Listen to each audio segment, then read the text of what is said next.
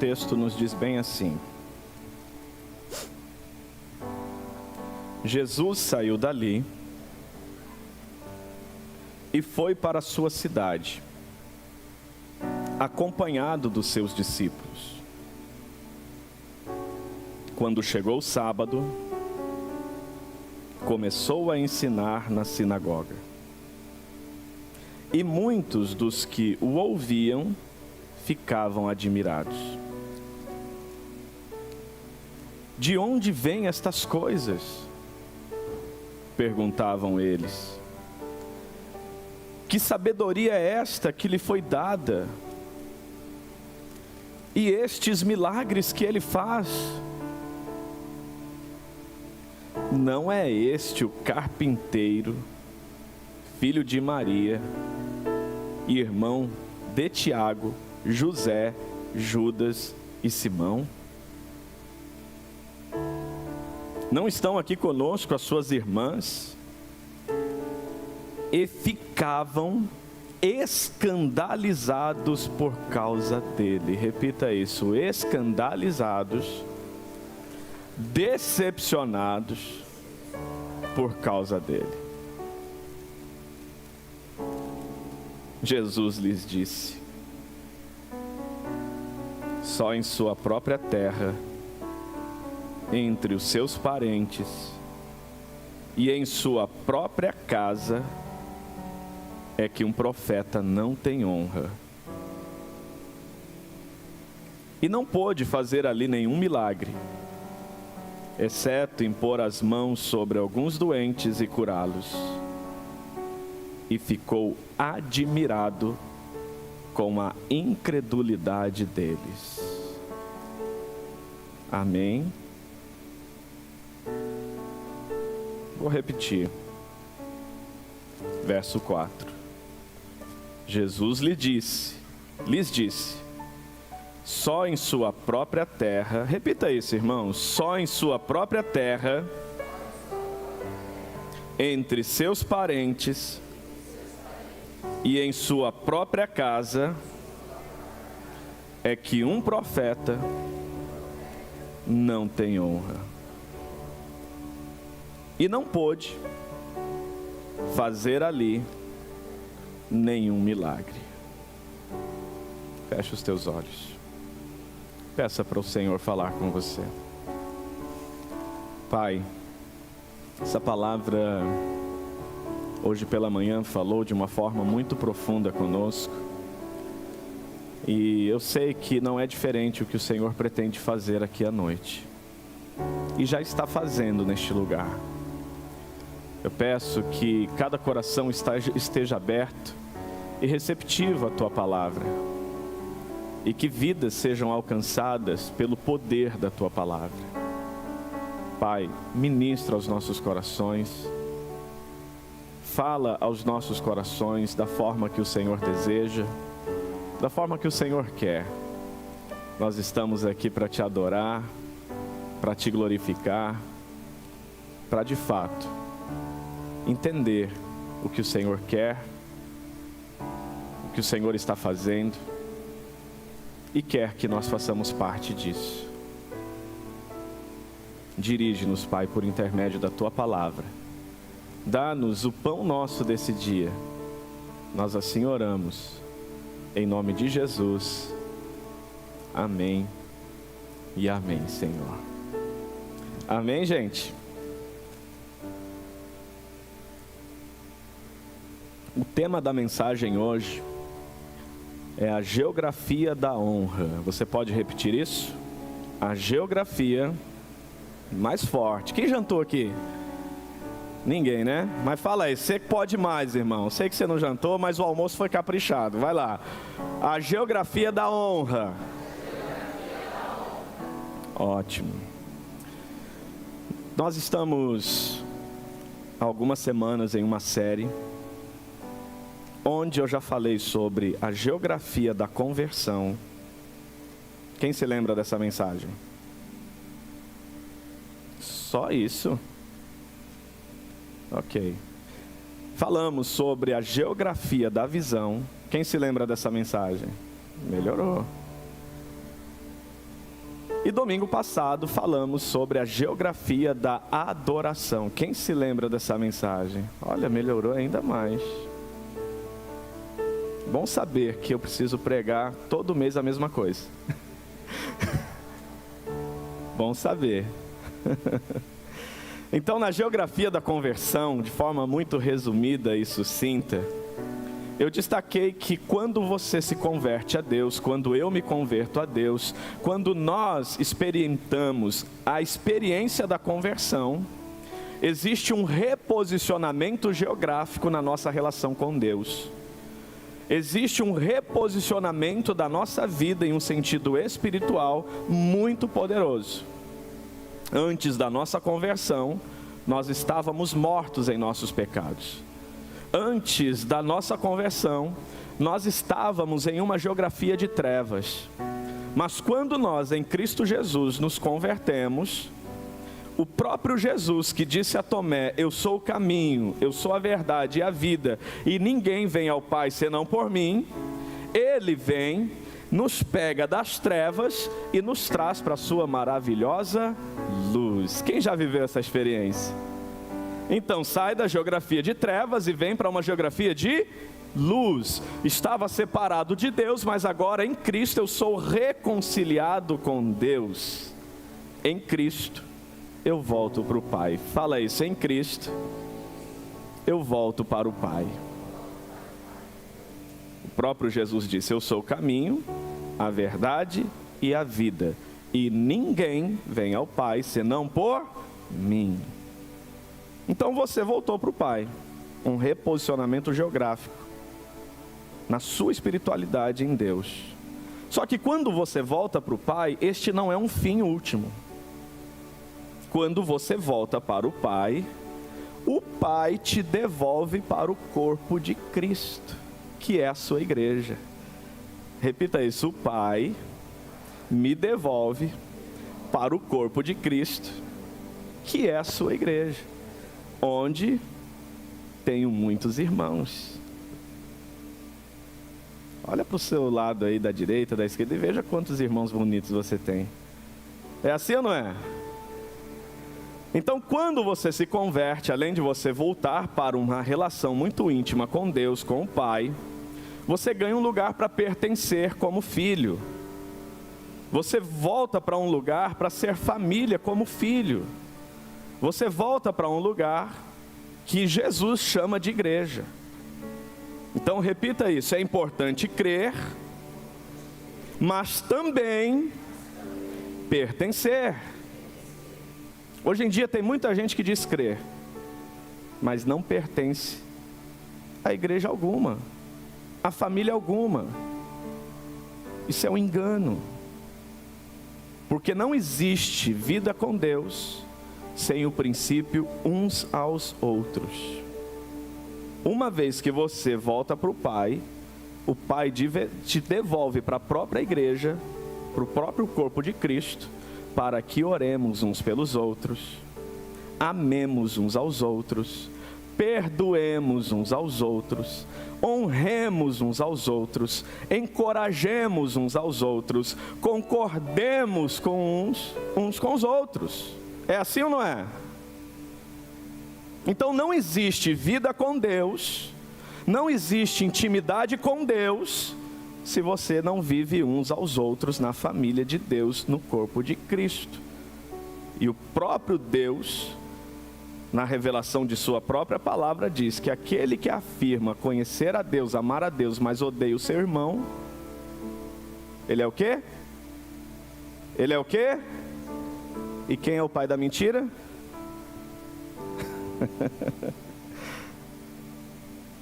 Conseguiu entender que paternidade representa quem diz crer, mas vive isolado?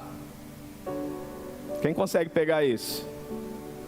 Eu creio em Deus, mas não pertenço a lugar algum. Não vivo uma espiritualidade submissa em lugar algum. Seu pai não é Deus, não. Porque Deus é Pai nosso. Isso significa que Ele é pai de muitos filhos. E se você acha que pode ser filho sozinho, você não está representando a paternidade que você acha que representa. Isso é uma mentira, porque o próprio Deus disse que é mentira. E o pai da mentira, vocês sabem quem é Então quem vive isolado não representa a paternidade de Deus, representa outra paternidade que eu não vou nem mencionar aqui. Creio que você entendeu. Quem entendeu, diga amém. Mas por que o Pai nos devolve para o corpo de Cristo? Repita isso, porque no corpo de Cristo eu sou aperfeiçoado, eu sou treinado para a obra do ministério. Então, gente, uma vez que você se converte a Deus, existe um reposicionamento geográfico na sua relação com Deus, um reposicionamento geográfico na sua relação com a igreja de Deus, mas um reposicionamento geográfico de onde você transborda o que você recebe de Deus. Um reposicionamento geográfico, onde há lugares com crianças, adolescentes, jovens, homens, mulheres, famílias, idosos, que suas geografias estão em densas trevas, e que a luz que você carrega de Cristo é a resposta para transformar essas geografias. Quem está entendendo isso? Então aqui, pelo amor de Deus, presta atenção. Pega esse dedinho aqui, cutuca quem está do lado e fala assim: entendeu a importância da célula?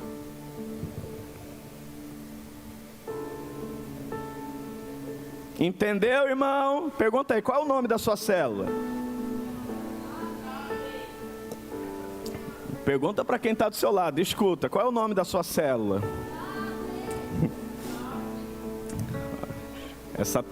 Essa rede é interessante, né? Uma célula é VIP, a outra é top. Que rede, né? Ei, preste atenção nisso para você não interpretar errado a minha palavra.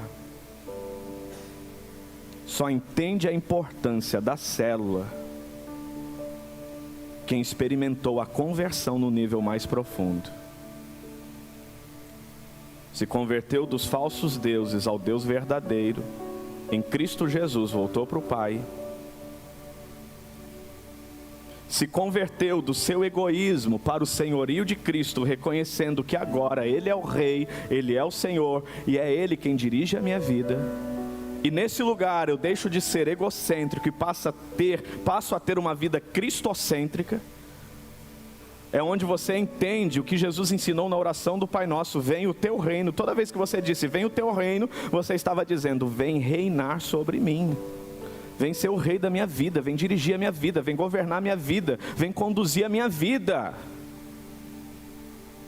Repita isso: quando eu me converto do meu egoísmo para o senhorio de Cristo, eu aceito uma espiritualidade submissa. Eu aceito uma autoridade sobre a minha vida. Tem muitas pessoas que não vivem esse lugar tão maravilhoso que é a igreja, porque se rebelam com figuras de autoridade, porque expelem figuras de autoridade. Mas fala para quem está do seu lado aí: o seu pastor te ama, irmão. Pode falar.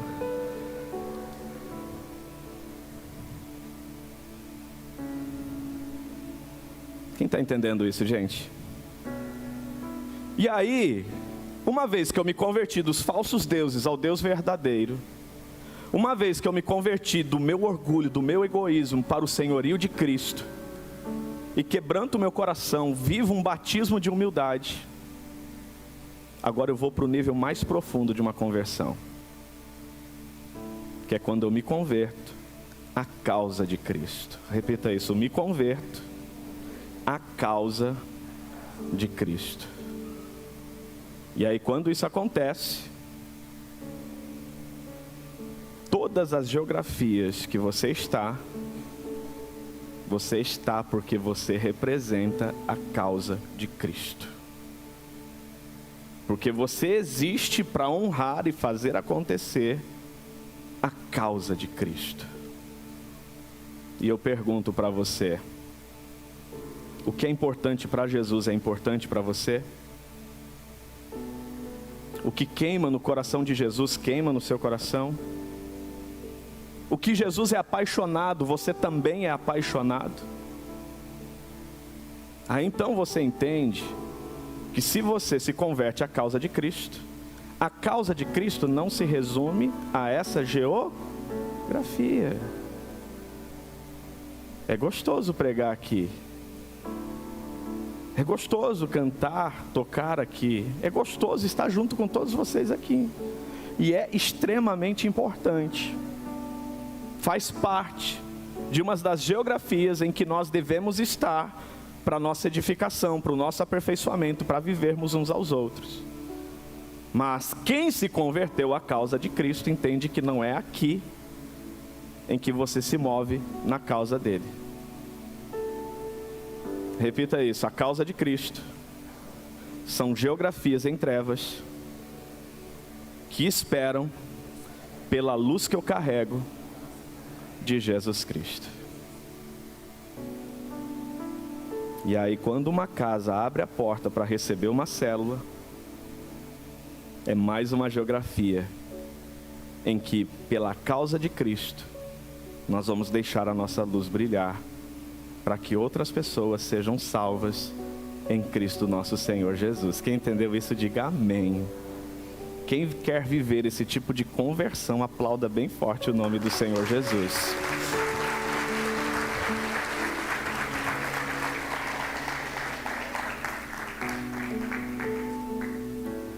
Mas agora preste muita atenção. Uma vez que você volta para Deus, porque você converteu-se a Ele, e conversão é voltar para o Pai, o Pai tem uma promessa aos seus filhos. Quem aqui é filho?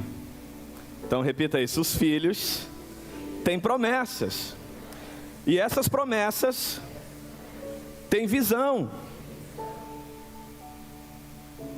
O Pai fala, e você começa então a visualizar como é a visão dessa fala e dessa promessa. E aí, quando Deus liberta Israel do Egito, quantos conhecem essa história? Nem que seja por novela. Quando Deus liberta Israel do Egito, Ele diz: eu tenho uma terra diferente para vocês. Eu tenho uma geografia diferente para vocês. Eu tenho uma terra que mana leite e mel. Aí imagina quem era escravo e tentar conceber essa visão de uma terra que mana leite e mel. E eles saem pelo deserto, até que eles chegam na terra da promessa. E quando eles chegam na terra da promessa, Deus fala para Moisés: separa 12 líderes para espiar a terra e ver que é a terra que eu prometi para vocês. Mas gente, a pior coisa que pode acontecer na minha vida e na sua vida, repita isso: a pior coisa que pode acontecer na minha vida é eu entrar na terra da promessa com a mentalidade de escravo.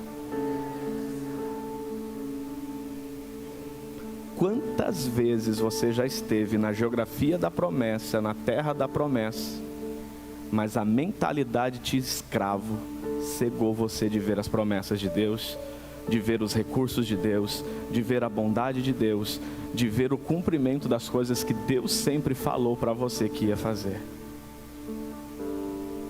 Dos 12, 10 na terra da promessa.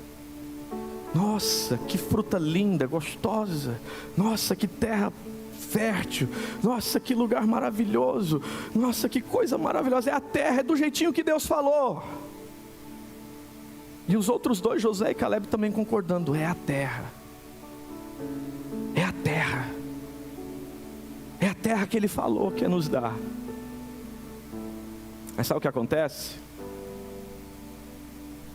Tinha 10 com uma mentalidade tão forte de escravo, que quando começa a olhar umas pessoas um pouquinho maior que eles falam assim: mas não é para nós,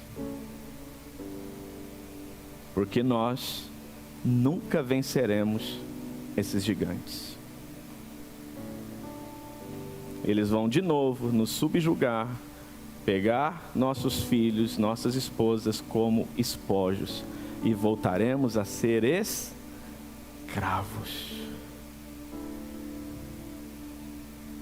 Quantas vezes você chegou na terra da promessa, mas a mentalidade de escravo te impediu de receber de Deus o que Ele queria te entregar? Vou dar um exemplo. Vitória, vem cá um pouquinho. Vamos dar uma salva de palmas para a Vitória, gente. A Vi, um dia já esteve aqui no deserto. Tadinha. É um cisco. Não é. Aliás, aqui no deserto é, aqui no Egito é. Um dia ela esteve no Egito, escrava. Escrava, ela não conseguia reconhecer tudo que Deus fez ela para ser. Mas Ele diz: filha, eu vou te tirar desse lugar e eu vou te levar para uma terra que mana leite e mel, onde você vai viver as minhas promessas. Só que aqui a autoestima dela é baixa. Aqui ela acha que ela nunca vai ter um menino lindo que vai gostar dela, que vai olhar para ela, que vai amar ela, que vai ser fiel a ela, que vai pedir ela em casamento, que vai sonhar ter a vida inteira com ela, sendo fiel, um bom pai, um bom marido. Porque aqui na terra da escravidão ninguém conseguia viver isso. Ela vê tudo diferente. Só que aí Deus envia alguém e diz: vamos para lá. Vamos para esse lugar aonde Deus está nos chamando. E ela diz: eu vou. E ela vem. E ela chega na terra da promessa. E ela fala: nossa, é diferente aqui. Olha.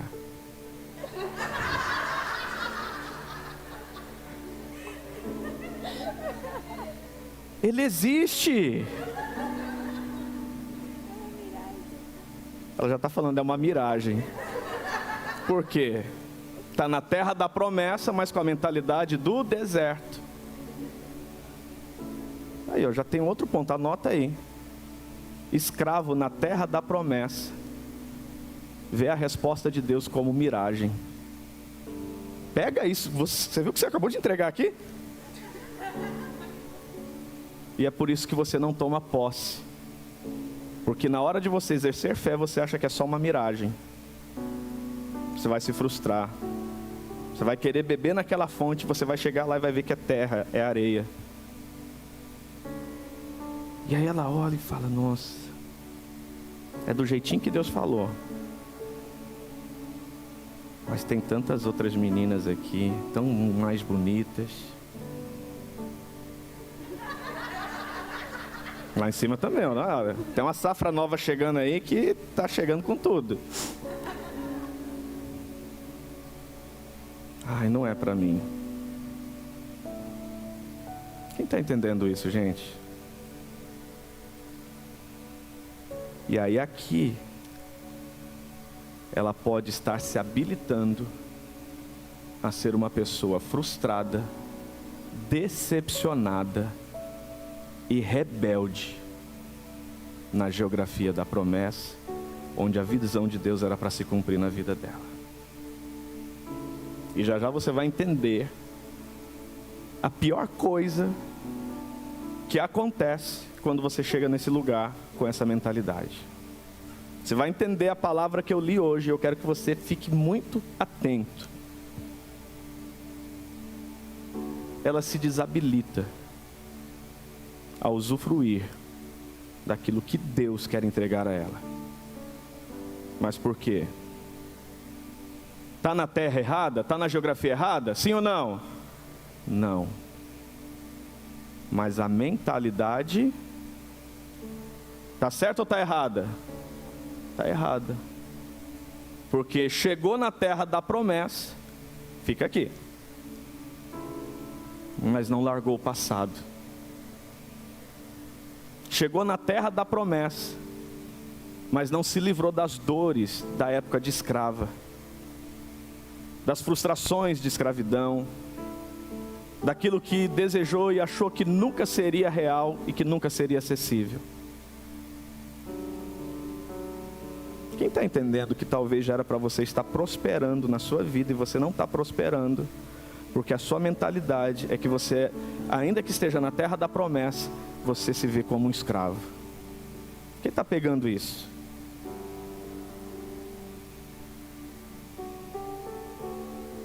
Só que a vitória não é esse exemplo que eu estou dando a vocês na vida real. A vitória, chega aqui, Vi, já esteve sim escrava. E como escrava havia muitas limitações sobre a vida dela. Ai, pastor, eu não vou cantar não. Quem já ouviu isso da Vitória? Aí, ó. Eu orar? Não, né? Eu? Faz assim, eu? Faz aí, irmão, vai, ajuda. Eu sei que você faz em casa, eu sei que você faz em muitos lugares. Eu? Mas essa menina começou a encontrar um lugar em Deus, que todas as mentiras que foram instaladas nela, na terra da escravidão, começaram a ser tiradas. E quem vê essa menina no encontro com Deus, servindo ao Senhor no teatro, quem vê essa menina adorando a Deus aqui nos sábados, quem vê essa menina servindo ao Senhor, seja nas células, quem vê essa menina no dia que ela achou que ia ter câncer e reagiu diante disso com uma fé e confiança em Deus como eu nunca vi, sabe que isso só tem uma resposta. Ela saiu da terra da escravidão, e quando ela chegou na terra da promessa, na geografia da promessa, ela começou a deixar as mentiras da escravidão e acreditar no que o Pai diz que ela é. Na geografia da promessa tem desafios, tem gigantes, tem concorrência, tem ou não tem? Tem. Mas ela começou a se ver como uma princesa, filha de um rei. Eu quero chamar pelo menos aqui 5 meninas, rapidinho, vamos ver, 5 meninas, vai lá. Rapidinho, levanta aí. Vem, Vanessa, fica aqui, ó, bem aqui, Vanessa, mais 3 aí, rapidinho. Vem rapidinho, gente, vai. O tempo aqui valeu, tem que ser menina, vai lá, anda. Gente, vocês... Vem logo, gente, é só para ilustrar. Menina, mulher, vem, é só para ilustrar, vem também, Mi, vem cá. Para quem não sabe, a Mi é minha prima. Pode vir, você também. A promessa está lá. Mas se a mentalidade dela fosse de escrava, ela ia dizer, é 1 para 5.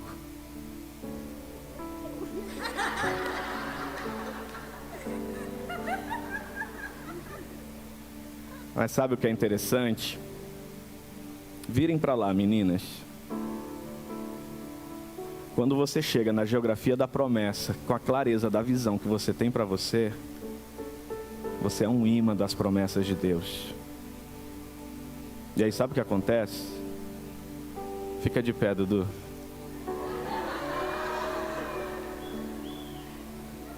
Ele olha, ele fala, mas não testificou. E aí sobe na cadeira, Dudu. Ele olha bem, ele fala, é real. Ela existe. E é para mim.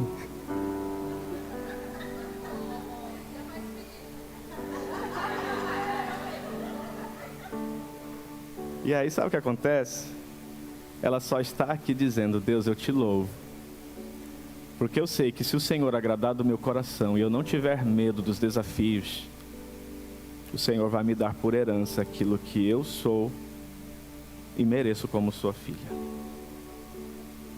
Desce daí, Dudu, atravessa no meio dessas mulheres lindas aqui. Se ajoelha e fala, procurei você a vida toda. Tá chorando, irmão?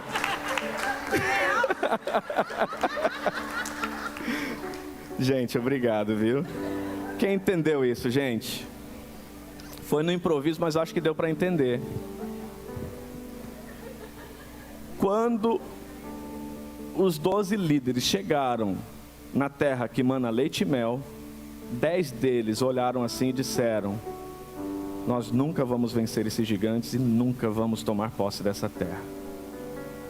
Mas 2 deles, Josué e Calebe, disseram: se o Senhor se agradar de nós e nós não temermos esses gigantes, Ele nos dará por herança essa terra. A confiança deles estava no quê? Na força do próprio braço? Não.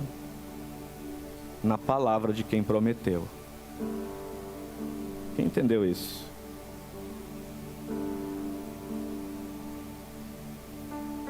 Então coloca a mão no seu coração e diga isso. Os maiores gigantes na terra da promessa não são os externos, mas os internos, que eu mesmo crio no laboratório do medo, com as minhas experiências da vida de escravo.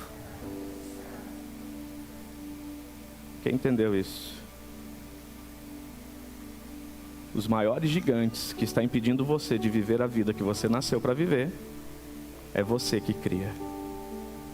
No laboratório do medo, com a mentalidade de escravo. Faz sentido? Agora você vai entender o que Paulo quis dizer em Romanos 12:2. Não vos conformeis com este mundo, mas transformai-vos pela renovação da vossa mente, do vosso entendimento, para que experimenteis a boa, agradável e perfeita vontade de Deus. Quem experimenta a boa, agradável e perfeita vontade de Deus? É todo mundo? É qualquer um? Basta só estar na geografia da promessa? Não! Tem que romper com a mentalidade de escravo, tem que romper com a mentalidade do mundo, pela renovação da mente, mediante os princípios da palavra do Senhor. E quando essa palavra entra, as mentiras vão saindo, a mentalidade de escravo vai saindo. E quando você chega na terra do cumprimento da visão que Deus te deu, vai ter gigantes. Mas não é você que vai se ver como gafanhoto diante deles. Você vai olhar assim e vai falar: nossa, são gigantes. Mas parece formiga diante do meu Deus. Parece um grãozinho de areia diante do meu Deus. Porque na terra da promessa, quando você sabe quem você é, e não tem nenhuma dúvida de quem Deus é na sua vida, você toma posse por herança aquilo que Ele falou na sua própria palavra. Na terra da promessa, o ladrão prospera, roubando, matando e destruindo, para quem ainda acredita que é escravo. Mas para quem rompeu com a mentalidade de escravo, sabe que Jesus veio, e veio para que você tenha vida, e a tenha em abundância. Quem está entendendo isso? E quem quer essa vida abundante? Quem quer viver nessa terra da promessa? Então dá uma salva de palmas para Jesus.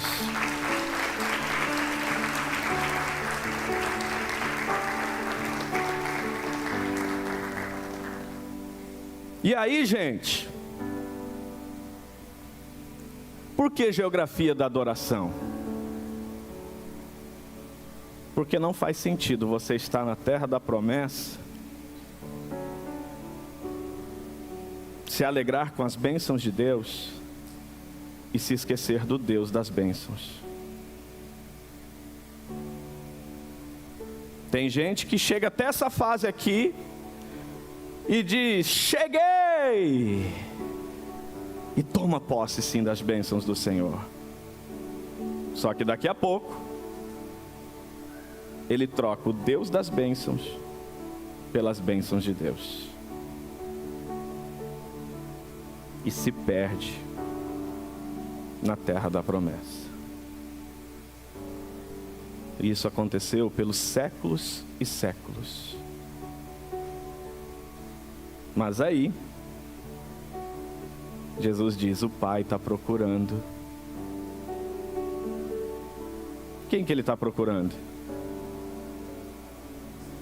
Adoradores que o adorem em espírito e em verdade. E quem adora em espírito e em verdade? É quem aqui na hora do louvor se emocionou, sentiu o Espírito Santo e teve esse momento aqui maravilhoso? Adore em espírito e em verdade. Preste atenção nisso. A mulher samaritana pergunta para Jesus em João 4. Nossos pais disseram que é em Samaria o lugar certo de adorar a Deus. Vocês falam que é em Jerusalém. E se você estudar a história, você vai entender que ambos os lugares lá na história era tudo herança que Deus deu para eles.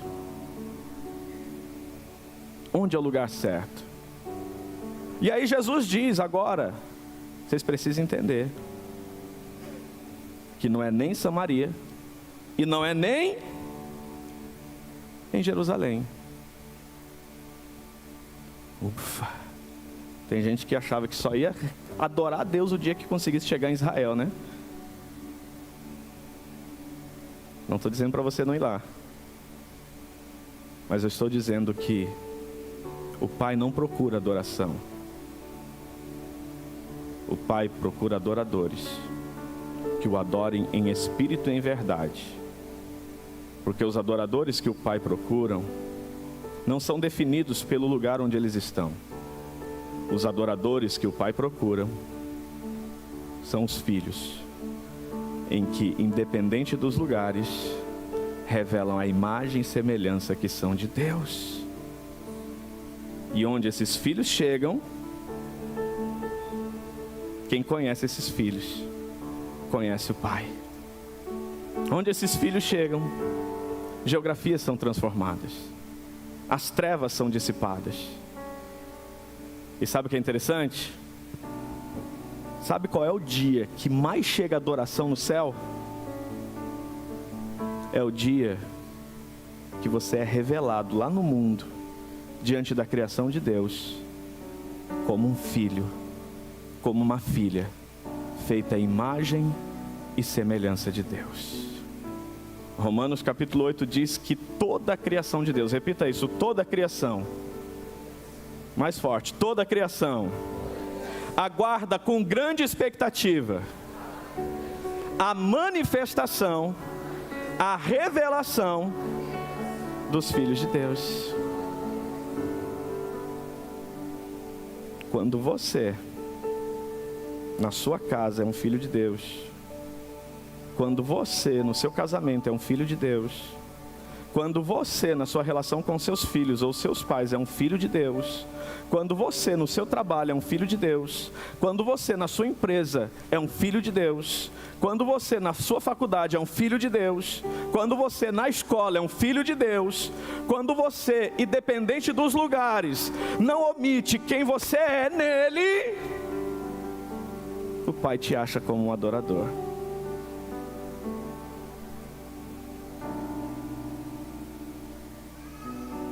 Você não veio na igreja para adorar a Deus. Você veio na igreja porque você é um adorador.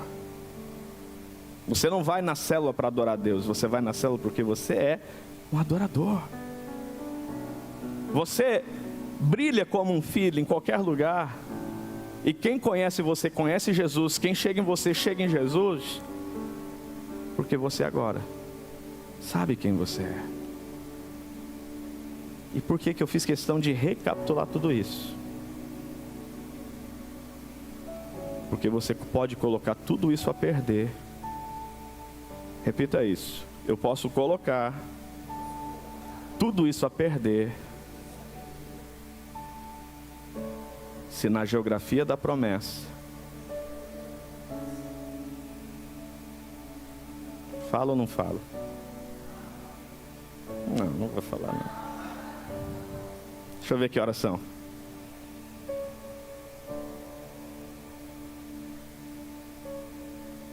Não, tem que ser domingo que vem. Já é 9h20, gente.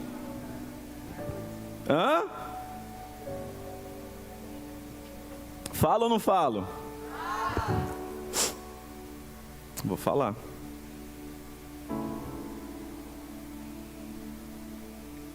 Na geografia da promessa, quando você deixa entrar a decepção, quando você deixa entrar a frustração, quando você se permite ser ofendido,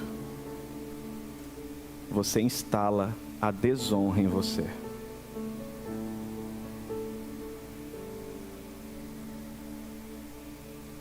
Repita isso: instala a desonra. Quem aqui já foi ofendido alguma vez na vida?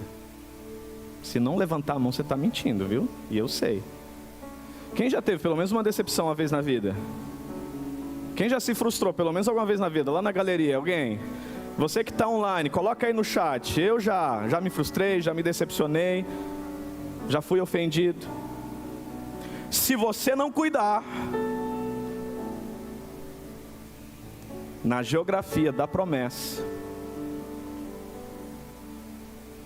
se você se decepcionar, se você se frustrar, se você morder a isca de Satanás, leia esse livro, John Bevere, A Isca de Satanás. A isca de Satanás é a ofensa. Se você morder a ofensa, repita isso: se eu morder a isca da ofensa, eu instalo dentro de mim uma mentalidade de desonra. E sabe qual é o problema disso?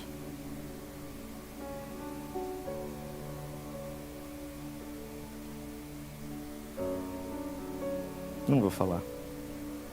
Nem todo mundo está olhando para cá. Vocês querem ouvir? O problema disso é que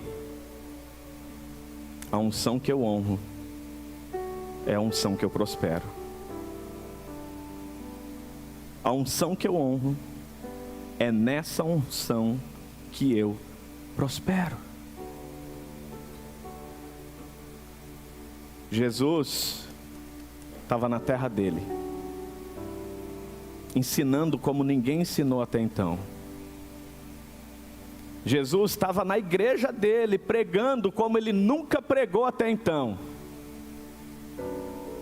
Jesus estava na igreja dele, ajudando pessoas como ele nunca ajudou até então. E sabe o que foi interessante? Vocês perceberam o que aconteceu ali? Eles começaram a buscar assim: mas não é o carpinteiro? Não é o filho da Maria? Não é o irmão daquela turminha lá? E sabe o que aconteceu? Acharam um motivo para se escandalizar com o que Jesus estava fazendo. Acharam um motivo para se ofender com o que Jesus estava fazendo. E quando isso aconteceu, a geografia que era para ver Jesus operar poderosamente e celebrar dizendo: é da minha cidade, é da minha igreja.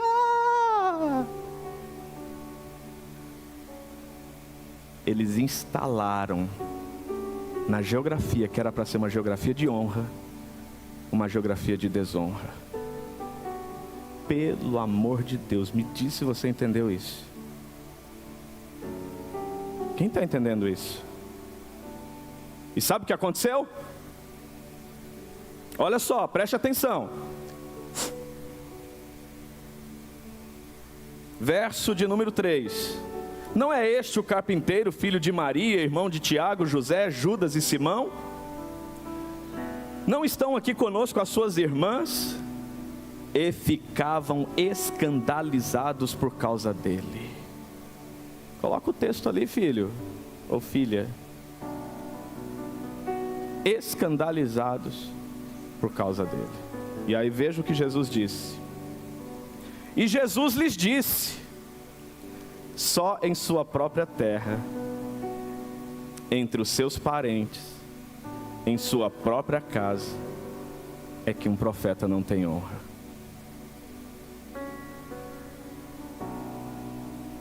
E olha só, e não pôde fazer ali nenhum milagre. Repita isso: a desonra fecha o céu sobre a minha vida. E é por isso que eu só prospero na unção que eu honro. Essa é a causa que tanta gente, tendo tudo para dar certo na terra da promessa, fracassam, tropeçam e caem. Pensa uma área da sua vida que está ruim. Quem é que acredita que pode melhorar alguma área da vida? Essa área que você mais precisa melhorar é a área que você menos sabe honrar. Você pode não entender isso, mas é isso. Quem quer um exemplo? Quem quer? Ok. Abra sua Bíblia, Provérbios capítulo 3, verso 9 e 10.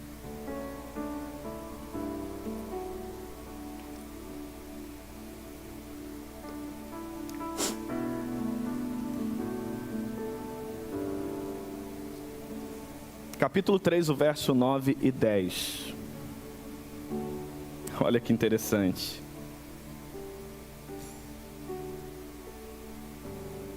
Eu vou pedir para vocês colocarem os textos aqui também, tá? Provérbios capítulo 3, o verso 9 e 10 diz bem assim: honre o Senhor com todos os seus recursos e com os primeiros frutos de todas as suas plantações. E o que vai acontecer?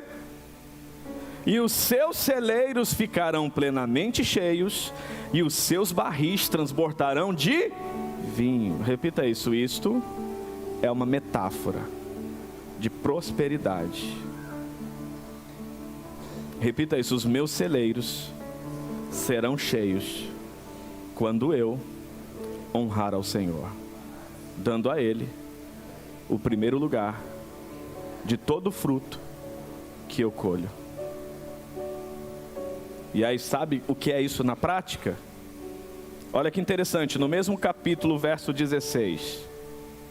Mesmo capítulo, verso 16.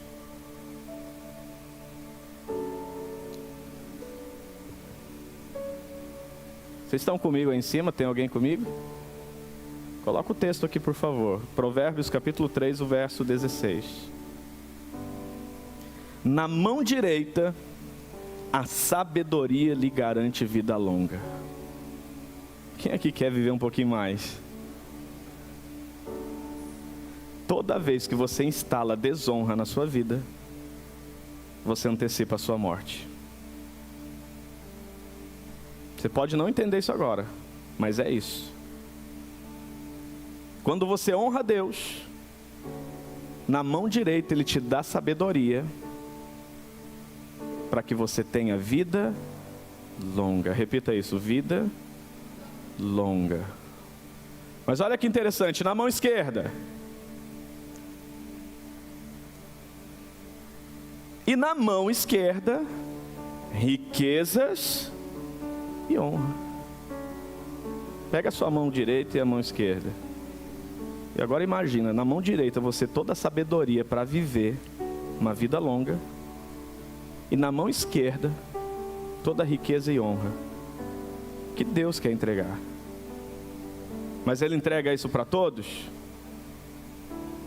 Ele quer entregar para quem entendeu o princípio da honra.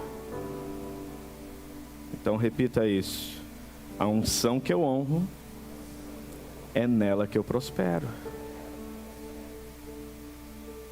Como assim, pastor?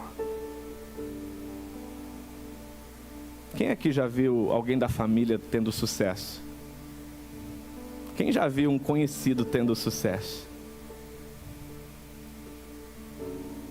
Se você celebra essa conquista dessa pessoa, você honra ela.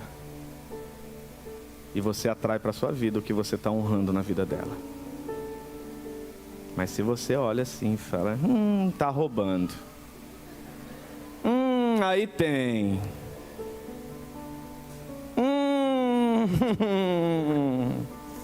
Já cai a casinha. Já nós vamos saber o que está acontecendo aí. Sabe o que está acontecendo? O crescimento do outro te escandaliza. A felicidade do outro te escandaliza. A prosperidade do outro te escandaliza. O corpo saudável do outro te escandaliza. A fidelidade do outro te escandaliza. A determinação do outro te escandaliza. A vida com Deus do outro te escandaliza. A vida bela e linda que o outro vive te escandaliza. E sabe o que isso acontece? O que isso promove? Na geografia da honra, você instala a desonra.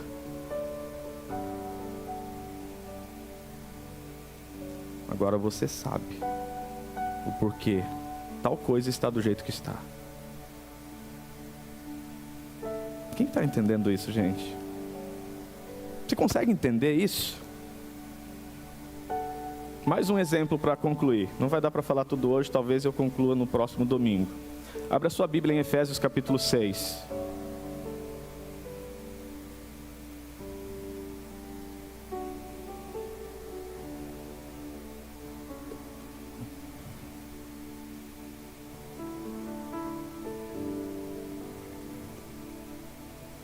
Efésios capítulo 6.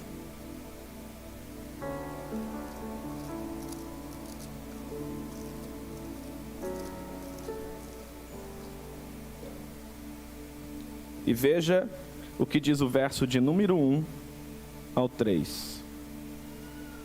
Preste bem atenção nisso. O texto já está aqui. Filhos, obedeçam a seus pais no Senhor, pois isso é justo. Honra teu pai e a tua mãe. Este é o primeiro mandamento com promessa, para que tudo te corra bem e tenhas o quê? Longa vida sobre a terra.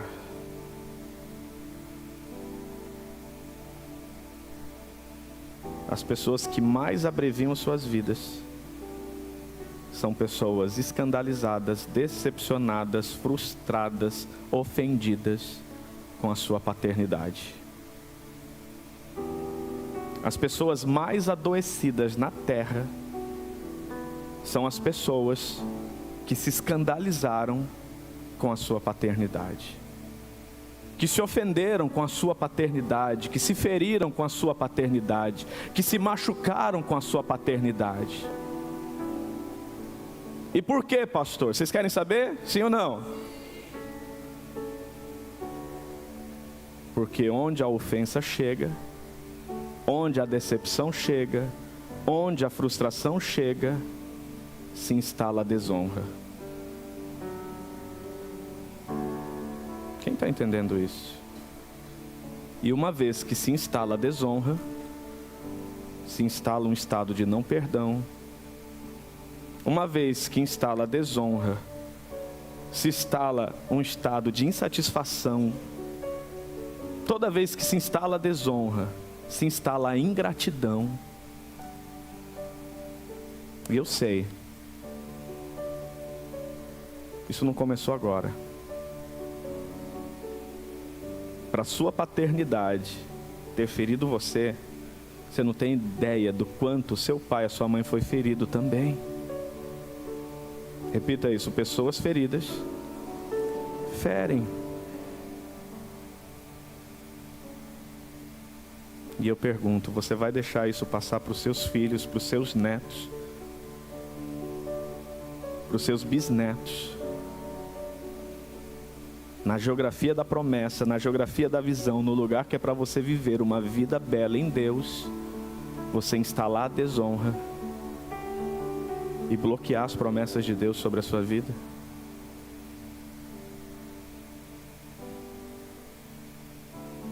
Teu pai e tua mãe pode não ter te planejado. Teu pai e tua mãe pode ter te rejeitado. Mas ainda assim, eles foram um instrumento que Deus usou para trazer você à vida. E fala para mim, o quanto vale a sua vida? Dá um valor monetário aí para a sua vida. Hã? Quanto? Quanto vale a sua vida? Não tem limites. Se você recebeu do seu pai e da sua mãe algo que não tem preço, entenda que honrá-los é um mandamento de Deus. Não é sobre os seus pais, é sobre um princípio para curar gerações. É sobre um princípio para que as próximas gerações não tenham paternidades que ferem, que machucam. Como você foi ferido, está destinado a ferir. Porque quando a decepção, o escândalo vem, quando a frustração vem, quando a ofensa vem, se instala a desonra. Quem aqui já se sentiu desonrado em algum momento, em alguma área da vida? Sabe por quê? Essa pessoa se decepcionou com você, se frustrou com você, teve uma expectativa não suprida por você. Fala para quem está do seu lado: perdoa seu pastor, irmão, perdoa, perdoa, perdoa.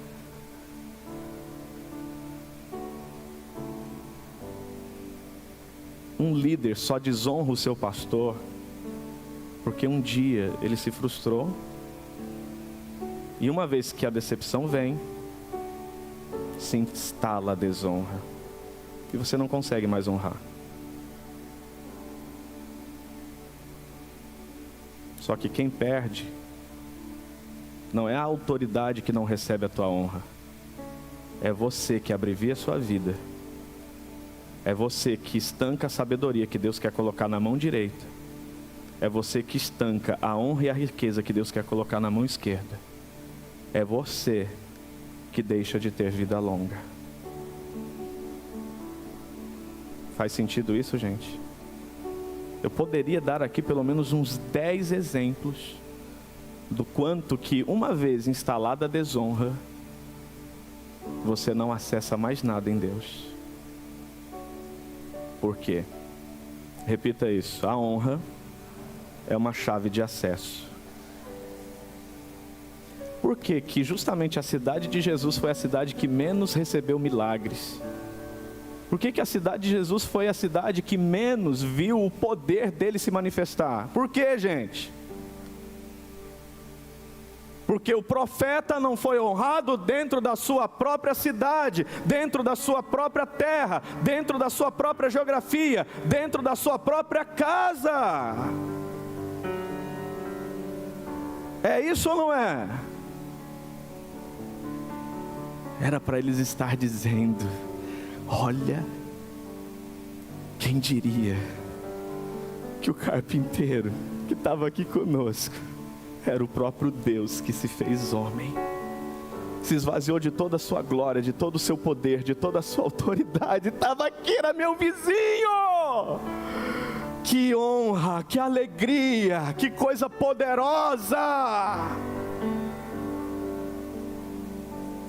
Talvez essa cidade seria a cidade mais visitada do mundo hoje. Mas não é, sabe por quê? Porque se tornou uma geografia de desonra. E Jesus não pôde fazer ali os milagres que ele queria fazer. Quantos milagres Jesus quer fazer na sua casa e não faz porque tem desonra? Quantos milagres Deus quer fazer no seu casamento e não faz porque tem desonra? Quantos milagres Deus quer fazer na sua relação com seus pais, na sua relação com seus filhos, e não faz porque tem desonra? Quantos milagres Deus quer fazer na sua vida financeira e não faz porque tem desonra? Quem está entendendo isso, gente? Então hoje se pergunte: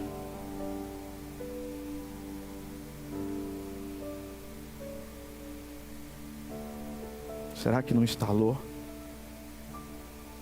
a desonra em mim por algo que me escandaliza, por algo que me decepciona, por algo que só porque eu não entendo me fere? Porque uma vez que a desonra se instala, entendendo que é na unção que você honra, que você prospera,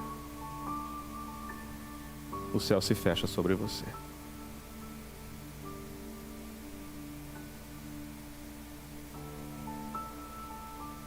Quem entendeu isso, gente? Vocês conseguem entender a seriedade disso? E entenda isso.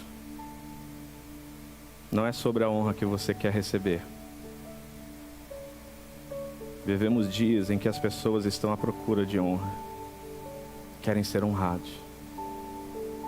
Mas acredite, o que você mais tem que pensar hoje é quem você deveria estar honrando e não está. Quem você deveria estar honrando e não está. Porque se você quer honra, você só colhe o que você planta. Provérbios 3:9 diz: honre o Senhor. E aí depois ele diz que Ele mesmo coloca na sua mão riqueza e honra.